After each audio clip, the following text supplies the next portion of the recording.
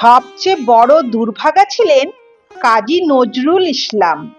কবির 4 বছরের শিশুপুত্র বুলবুল যে রাতে মারা গিয়েছিল, সে রাতে তার পকেটে একটা কানাকড়িও ছিল না।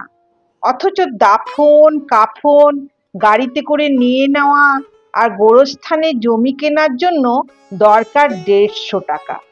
সে সময়ে 150 টাকা মানে অনেক টাকা। হতদরিদ্র কবি এত টাকা পাবেন কোথায়? বিভিন্ন লাইব্রেরিতে লোক পাঠানো হলো, কিন্তু টাকার ব্যবস্থা করা গেল না। শুধুমাত্র ডিএম লাইব্রেরি দিল 35 টাকা। কিন্তু তখনও যে অনেক টাকা লাগবে। ঘরে শিশুপুত্রের লাশ রেখে কবি গেলেন এক প্রকাশকের কাছে।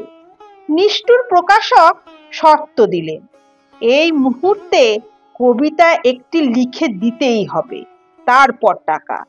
নিরুপায় কবি তার মনের নীরব কান্না লিখে দিলেন কবিতায়।